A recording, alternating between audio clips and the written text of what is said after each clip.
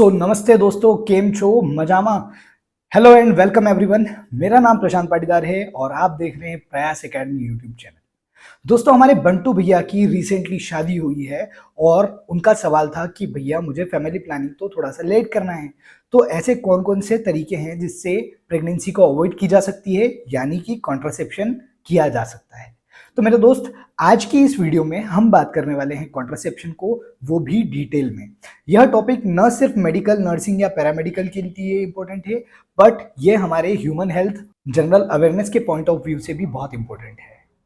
तो मैं बताने वाला हूं यह टॉपिक इतना डिटेल में कि आपको इसके बाद में कहीं और पढ़ने की जरूरत नहीं पड़ने वाली है। सो पेन एंड पेपर लेकर बैठ जाना और इसके जो नोट्स हैं वह भी लिखते चले जाना, अगर आप स्टूडेंट हैं तो। और अदरवाइज अगर आप पब्लिक हैं तो आपके लिए तो वेल एंड गुड है, आप देख कर ही समझ सकते हैं आपकी बास्केट ऑफ चॉइस के अंदर आपकी चॉइस क्या रहेगी।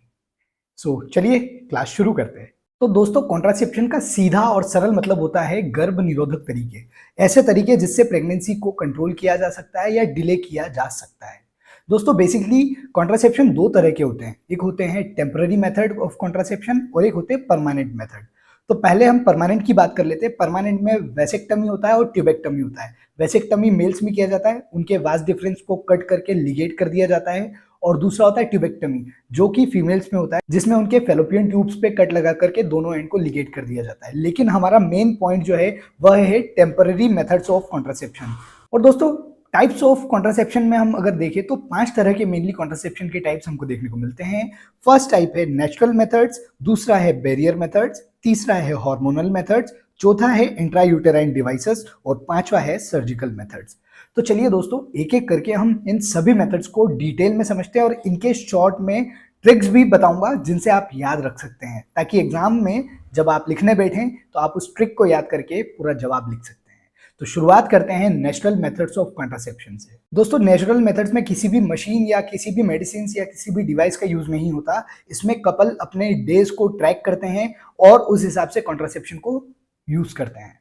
इसमें पहले नंबर पर आती है रिदम मेथड, जिसके अंदर आप कैलेंडर मेथड का यूज करते हैं और सेव डे को सिलेक्ट करते हैं। दूसरा होता है विड्रॉल मेथड, जिसका दूसरा नाम है कोइटस इंटरप्टस, यानी कि इंटरकोर्स के दौरान जब एजुकेशन होने वाला होता है तब बाहर की तरफ एजुकेट कर देते हैं मेल पार्टनर्स, और इसी को हम बोलते हैं विड्रॉल मेथड। तीसरा होता है लैक्टेशनल एमेनोरिया। जैसा कि आप सभी जानते हैं, ब्रेस्ट फीडिंग के दौरान ओव्यूलेशन नहीं होता है, तो वह भी एक तरीके का नेचुरल कॉन्ट्रासेप्शन कहलाता है।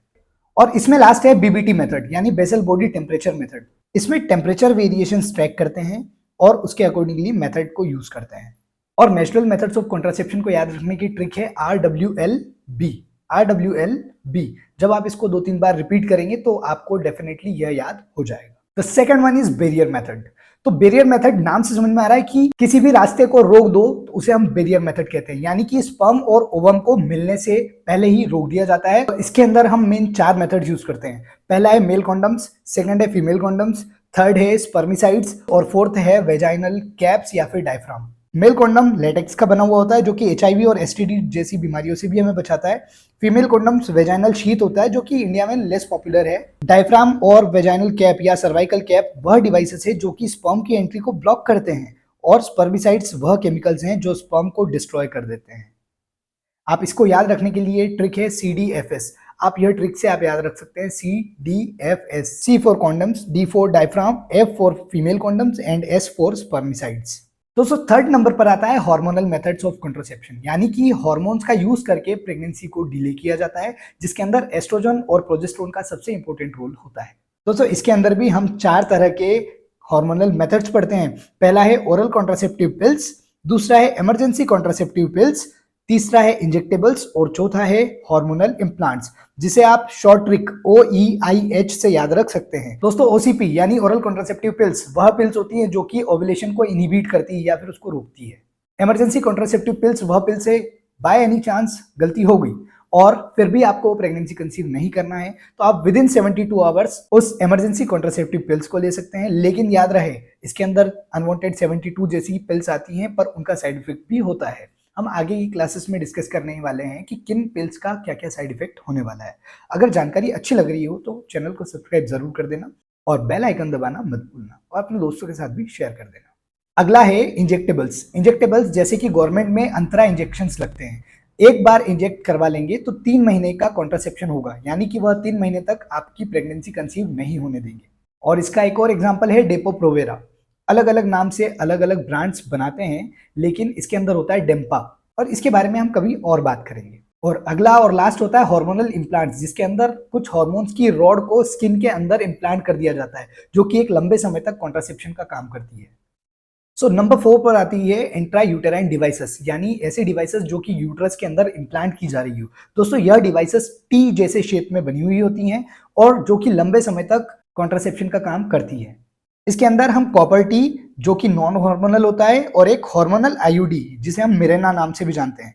कॉपर टी जो है वह 10 साल तक के लिए इफेक्टिव होता है, वहीं मिरेना या फिर हार्मोनल इंट्रायूटेराइन डिवाइसेस 5 साल तक इफेक्टिव होते हैं, जो कि 5 साल तक प्रोजेस्टेरोन को कंटिन्यूअसली रिलीज करते रहते हैं। दोस्तों कॉपर टी का मैकेनिज्म होता है स्पर्म को इनहिबिट करना, यानी यह स्पर्म की मोटिलिटी को इनहिबिट करता है, स्पर्म की मूवमेंट को रोक देता है, जिस वजह से एक कॉन्ट्रासेप्शन की तरह काम करता है। And the last one is surgical method, जिसे हम परमानेंट मेथड भी कहते हैं, जिसमें हम जैसे क्लास की शुरुआत में डिस्कस किए थे दोस्तों ट्यूबेक्टमी और वेसेक्टमी। ट्यूबेक्टमी फीमेल्स के स्टरलाइजेशन के लिए यूज किया जाता है, वहीं वेसेक्टमी मेल्स के स्टरलाइजेशन के लिए यूज किया जाने वाला परमानेंट मेथड ऑफ कॉन्ट्रासेप्शन कहलाता है।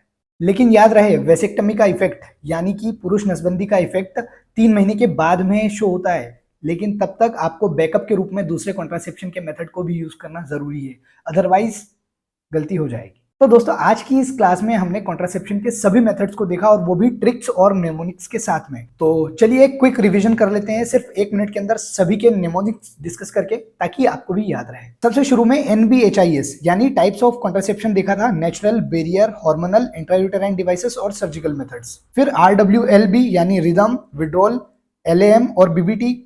उसके बाद में CDFS, condom, diaphragm, female condoms और स्पर्मिसाइड्स। OEIH यानी OCP, ECP, injectables, hormonal implants. और फिर CH यानी कॉपर टी और हार्मोनल आईयूडी। और last TB, tubectomy and vasectomy. तो दोस्तों आज का यह वीडियो आपको कैसा लगा?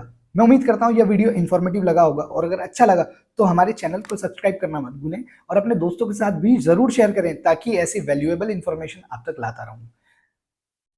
प्रयास एकेडमी यूट्यूब चैनल के साथ जुड़े रहने के लिए बहुत बहुत धन्यवाद। मिलते हैं किसी नेक्स्ट वीडियो में। Till that stay healthy. जय हिंद।